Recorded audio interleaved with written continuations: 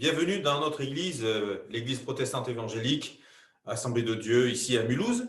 Donc nous allons partager avec vous aujourd'hui ce thème qui est serviteur de Dieu ou bien serviteur de principe.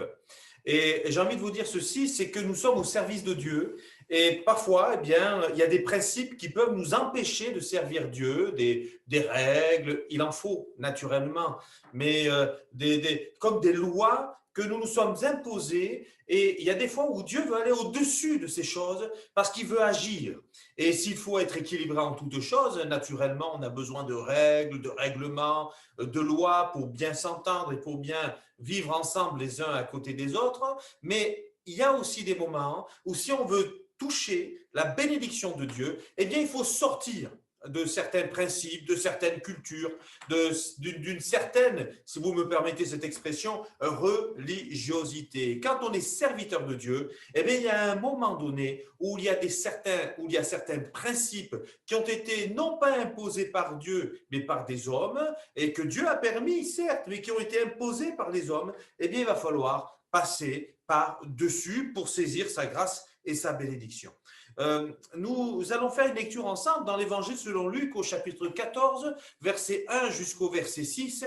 Un des principes qui était imposé à l'époque, c'était le respect du sabbat. Et on peut très bien comprendre, le sabbat, c'est pour Dieu, on ne fait rien ce jour-là. Mais il y a ici la compassion de Jésus, la compassion du Maître. Et à travers Jésus, on pourrait très bien parler de l'amour de Dieu qui se manifeste pour nous les hommes.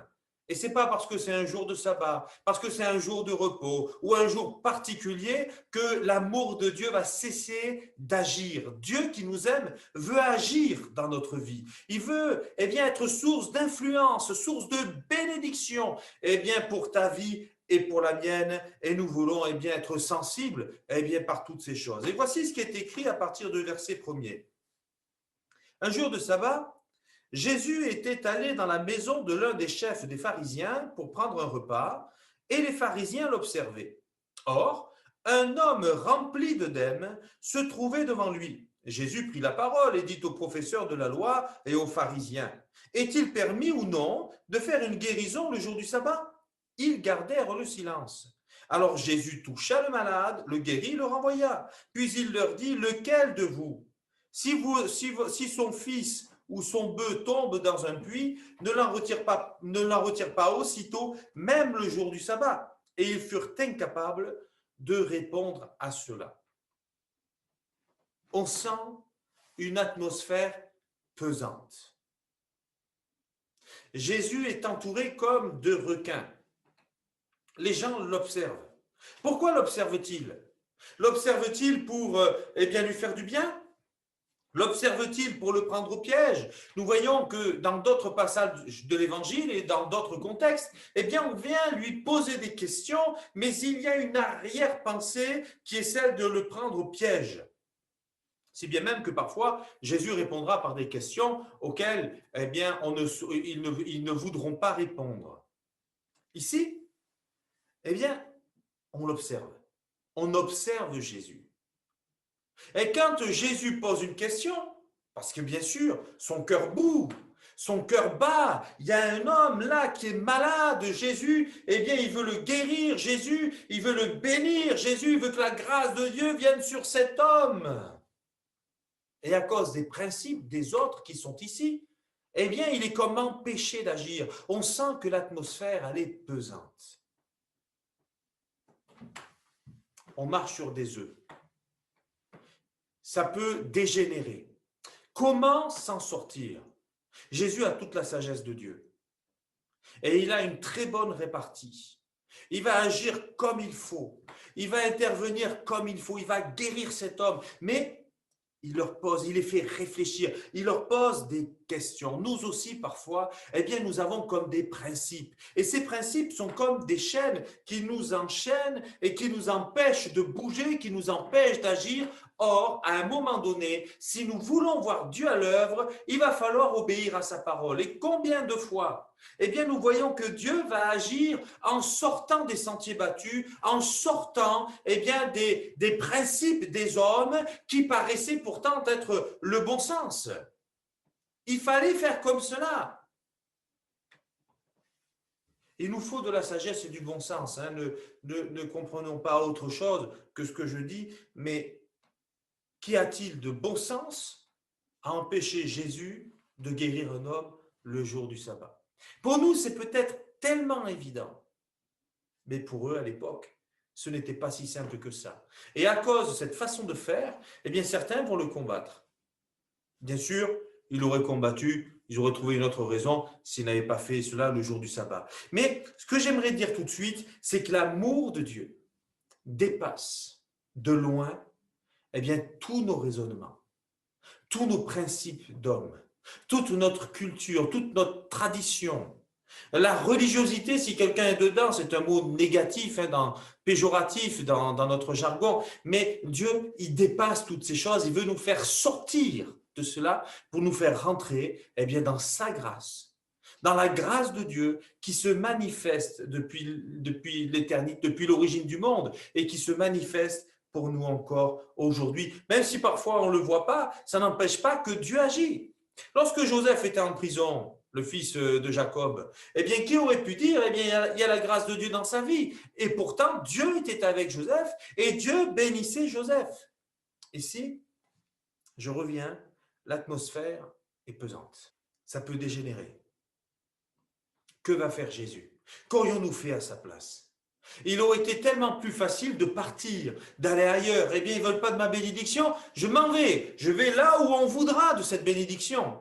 Il aurait pu laisser cet homme couvert d'œdème, eh bien, comme il l'était. Eh bien, tant pis, il est malade. De toute façon, il y a d'autres personnes que je vais guérir. Non.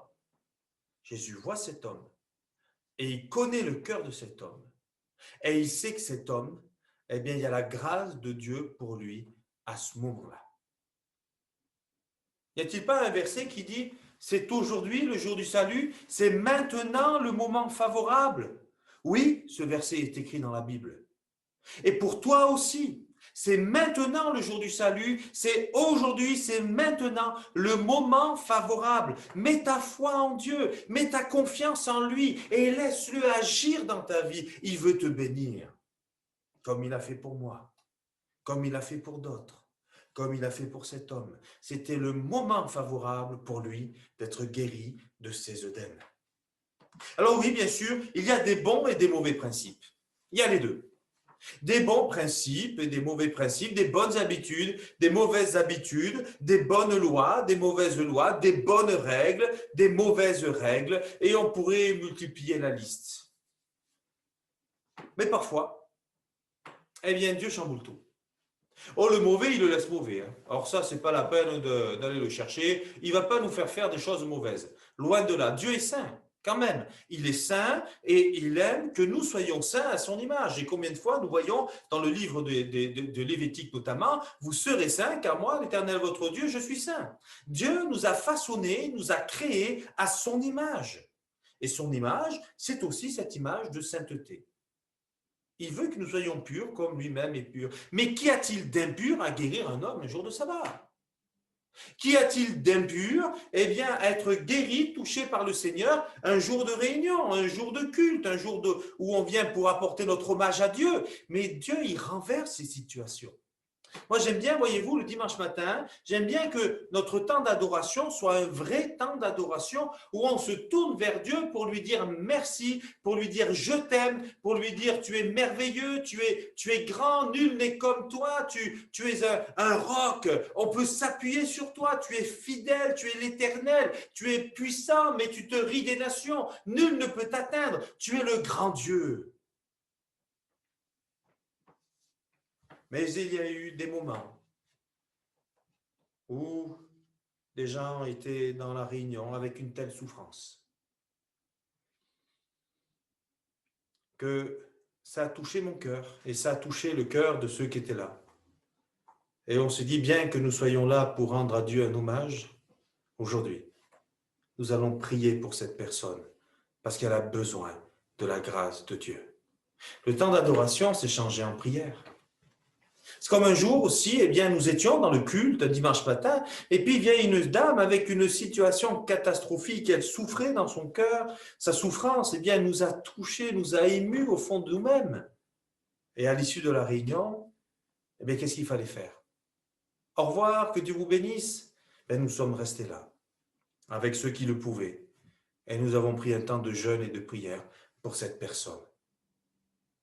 Il y a des moments, frères et sœurs, où il faut nous laisser toucher par l'Esprit de Dieu, afin qu'il nous amène à sortir des choses que nous avons établies. Vous savez, il y a des bonnes et des mauvaises habitudes. Et la bonne habitude, par exemple, c'est de prendre un temps avec Dieu tous les jours. C'est une bonne habitude. Venir aux réunions d'église, c'est une bonne habitude. Prendre ses repas quotidiennement à des bons horaires, c'est une bonne habitude. Faire un jeûne de temps en temps, c'est une bonne habitude. Mais si un jour on change quelque chose, c'est pas grave. Après, on revient. Je me souviens de cette petite histoire. C'était un homme, tous les jours, avant de prendre sa voiture, il priait Dieu pour que Dieu le protège.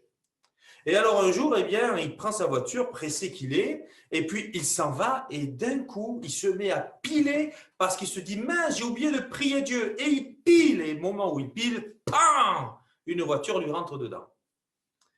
Voyez-vous, Dieu, on le porte dans notre cœur. Il est bon de prendre ce temps avec Dieu.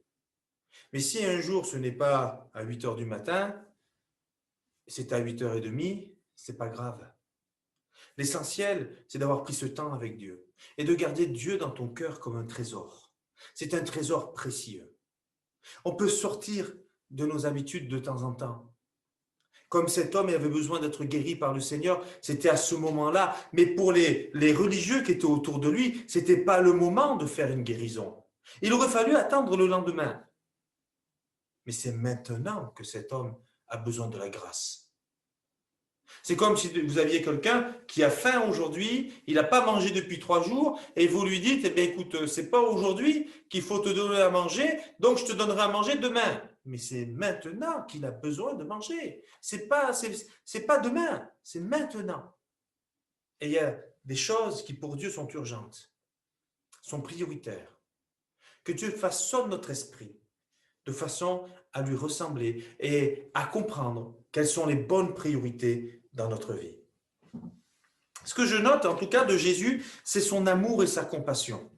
Il est venu pour faire grâce pour lui, pour faire grâce pour moi, mais il est venu aussi pour te faire grâce à toi. La grâce de Dieu, elle est encore accessible. La grâce de Dieu est encore véritable.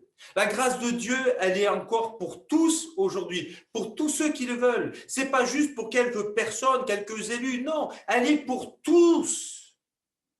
Mais il suffit de venir la chercher. À un moment donné, il faut se lever et il faut dire cette grâce, je la veux, je vais aller la prendre, je vais aller la saisir, je vais faire ce qu'il faut. Et s'il faut que je prenne du temps dans la prière, eh bien, je vais prier le Seigneur. Comme cet homme, eh bien, qui m'a dit, je n'arrive pas à trouver une solution, mais là, je vais jeûner ce midi. Je vais chercher Dieu dans le jeûne et la prière. Et il y a des moments, frères et sœurs, où il est bon de prendre du temps pour chercher Dieu de façon à trouver les réponses. L'amour et la grâce sont supérieurs à tous nos principes. Je ne parle pas de tolérance. Je ne parle pas de compromis. Je ne parle pas de concession. Je ne parle pas d'accepter le péché, ne serait-ce qu'un petit peu. Non. Je parle de l'amour et de la grâce de Dieu qui veut sauver les hommes, qui veut te sauver, qui veut te bénir, qui veut te guérir, qui veut renouveler la foi en toi, qui veut te ramener à une vie de sainteté, qui veut te ramener à une piété, à une relation avec Dieu qui soit intense. Nous sommes serviteurs de Dieu et nous ne sommes pas serviteurs de principes. Quand on est chrétien, eh bien, on a été sauvé pour entrer au service de notre Dieu. Et on n'est pas au service des principes qu'on s'est mis dans notre tête ou que nous avons cru de toutes nos forces. D'ailleurs, combien de fois j'ai remarqué que des gens avaient tendance, et moi le premier, mais à adapter les Écritures à notre compréhension, à notre culture, à notre façon de vivre, à notre façon d'être. Ne serait-ce pas plutôt à nous de nous adapter à la façon d'être de Dieu? Et cela, ce n'est pas facile. Ça demande beaucoup d'humilité. Ça demande beaucoup d'ouverture d'esprit, de remise en question. de façon à dire au Seigneur, maintenant Seigneur, c'est toi qui as raison et c'est moi qui me trompe. Je me souviens dans un livre, hein, Un arc-en-ciel caché, à un moment donné, il y avait un homme religieux qui rentre chez une dame et qui avait reçu un Nouveau Testament et il lui dit, mais madame, si je suis en colère, imaginez combien Dieu lui-même est en colère. Et je réfléchissais à moi-même et je me disais, mais comme si les sentiments de Dieu dépendaient des sentiments des hommes. Et là aussi, on a un principe parfois d'hommes, de femmes qui sont rentrés dans une religion et qui se sont donné le titre de modèle, c'est-à-dire de repère pour les autres. Dieu est mon repère. Et je veux qu'il soit mon repère. Et je veux que mes sentiments soient influencés par les siens, mais pas le contraire. Tel il est, tel nous sommes aussi, dit Jean. Je veux, soyez mes imitateurs, comme je le suis moi-même du Christ, nous dit Paul. Et il est bon de laisser le Seigneur être notre influence. C'est à lui de nous diriger et de nous conduire. L'amour et la grâce sont supérieurs aux principes. Nous sommes au service de Dieu, mais certainement pas au service de nos principes ou des principes des hommes. On voit l'amour et la grâce de Dieu même dans le fait que Jésus va toucher cet homme. Vous croyez que son apparence donnait envie d'un contact physique? Il est rempli, il est couvert d'œdème. Vous, ça vous donne envie de le toucher? Moi non, ça ne me donne pas envie. Jésus va toucher cet homme. Comme Jésus va toucher le lépreux qui vient vers lui et qui lui dit « Seigneur, si tu le veux, tu peux me rendre pur. » Il le touche, ému de compassion. Puis il lui dit « Je le veux, sois pur. » Mais l'amour de Dieu est tellement grand, tellement immense, qu'il veut venir nous toucher au plus profond de nous-mêmes. Nous qui sommes si impurs dans notre cœur, parce que nous sommes des pécheurs, il vient nous toucher et il nous dit « Je le veux, sois pur » et il ôte notre péché par son sacrifice à la croix. Il a porté sur lui nos souffrances, nos impuretés, nos œdèmes, nos péchés. Cette lèpre qui nous use de l'intérieur, qui nous détruit de l'intérieur, dans notre âme, dans notre conscience, dans notre moralité, eh bien le Seigneur nous ramène à des vraies valeurs, les valeurs de l'Évangile. Le Seigneur est tellement bon, tellement grand, tellement compatissant, il nous aime et il vient nous toucher parce qu'il veut nous sauver. Alors, bien sûr, je terminerai en disant, sors de tes principes pour gagner Christ. Parce que même pour gagner Christ, on a tellement de repères dans notre esprit, parce qu'on nous les a éduqués, parce qu'on nous les a enseignés, que parfois, quand il y a la simplicité de l'Évangile, eh bien, nos repères et nos principes sont comme des obstacles et qui nous empêchent, comme des œillères, qui nous empêchent de comprendre la vérité, de comprendre l'amour de Dieu, de comprendre sa main qui est tendue, et pourtant sa main, elle est encore tendue vers moi, elle est encore tendue vers toi.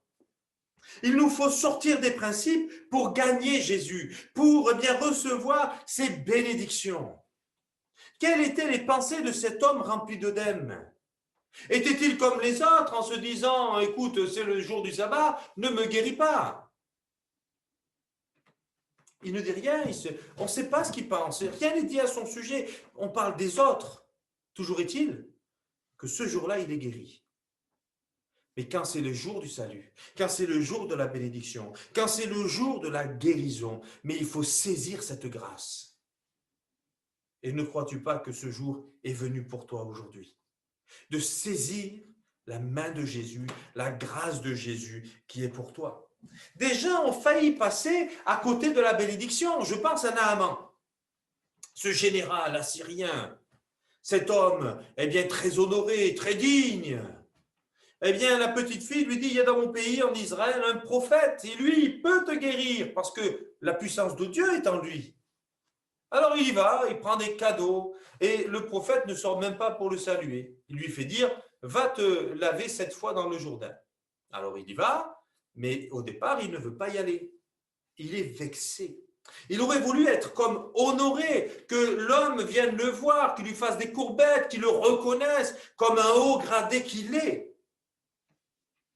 Mais il n'a pas voulu y aller, et c'est grâce à ces gens autour de lui qui lui disent, mais s'il t'avait demandé quelque chose de difficile, l'aurais-tu fait? Le général répond oui. Et c'est tellement facile de te tremper 7 fois dans le Jourdain. Pourquoi tu ne le fais pas? Alors il y va. 1 fois, 2 fois, 5 fois, 6 fois, toujours rien. On aurait pu se dire, eh bien, écoute, il m'a dit des bêtises. Attends, ça fait plein de fois que j'y suis allé, il n'y a aucune évolution. Mais la 7e fois, c'est là qu'il ressort avec une peau neuve. L'obéissance à la parole de Dieu, l'obéissance à Dieu est source de bénédiction. Elle est source d'intervention divine dans notre vie. Tu veux être béni? Eh bien, obéis à la parole de Dieu. Fais ce que Dieu te demande et la bénédiction sera sur ta vie. C'est ce que Naaman a fait. Il a obéi, il ne voulait pas, il a failli passer à côté de la grâce de Dieu à cause de son entêtement, à cause de ceux qui s'étaient mis en tête, à cause de principes. Il a failli passer à côté du jour où la bénédiction était pour lui.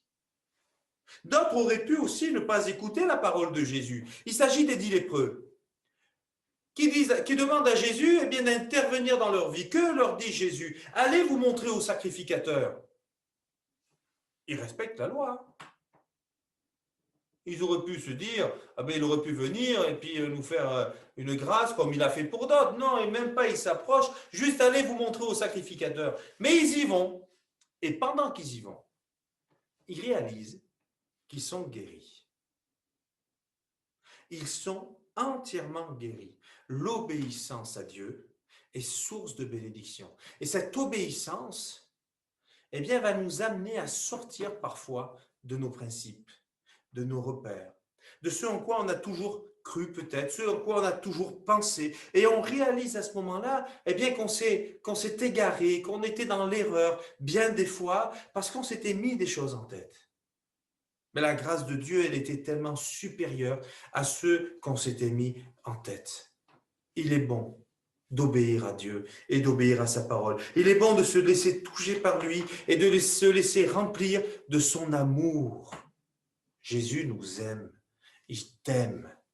Et si tu es comme ces 10 lépreux, si tu es comme Naaman, si tu es comme cet homme qui était rempli d'œdème, il y a une souffrance en toi, il y a un mal-être profond, il y a peut-être un déshonneur, il y a quelque chose qui te dérange, eh bien au plus profond de toi, sois certain d'une chose, c'est que le Seigneur aujourd'hui même, il veut te bénir, il veut te guérir, il veut t'apporter sa paix, il veut t'apporter sa grâce, il veut te sauver, il veut t'ôter tes péchés, il veut te pardonner.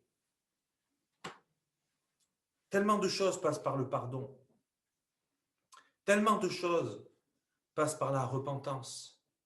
En parlant de bénédiction, en parlant de grâce. Le Seigneur t'aime. Il veut agir dans ta vie. Que tu puisses ne pas t'arrêter sur tes principes. Ne pas t'arrêter sur des idées arrêtées que tu as eues peut-être depuis toujours. Mais que maintenant, tu puisses être attentif à la parole que Dieu te donne et recevoir la bénédiction qu'il en réserve pour toi.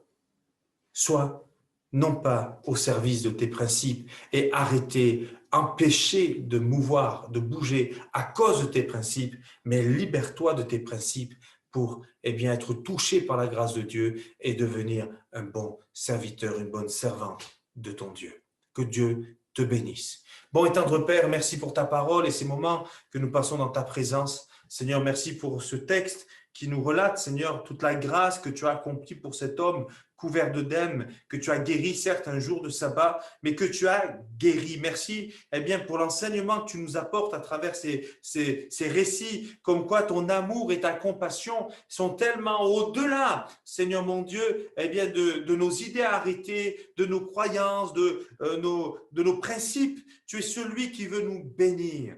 Aide-nous, Seigneur, à concevoir la compassion de Dieu comme étant au-dessus de toutes nos idées arrêtées, afin que, Seigneur mon Dieu, on ne se mette pas des chaînes aux poignets, des chaînes aux pieds qui nous empêchent de te servir au moment où tu l'as décidé, mais que nous puissions vraiment à être tes serviteurs et tes servants. Bénis ceux qui écoutent ce message. Il y a peut-être des gens qui ont besoin d'être touchés comme cet homme couvert d'œdème. Agis dans leur corps maintenant, dans le nom de Jésus. Agis dans leur être intérieur, afin que s'ils sont pécheurs, et bien désormais même à partir de maintenant, qu'ils reçoivent de toi la paix, Seigneur, par le pardon de leurs péchés. Dans le nom de Jésus, interviens. Si certains étaient comme ces religieux qui étaient là, toujours à observer, toujours à essayer de prendre en piège, à rendre l'atmosphère pesante, je te prie, Seigneur, de les éclairer afin qu'ils comprennent ce qu'est la grâce de Dieu, cette grâce dans laquelle nous sommes aujourd'hui et qui fait que tu ne sommeilles ni ne dors, Seigneur, parce que tu agis dans le but de venir nous sauver, nous les hommes. Merci, Seigneur. Bénis ceux qui écouteront ce message. Amen. Amen. Que Dieu vous bénisse. Bonne journée à tous. Au revoir.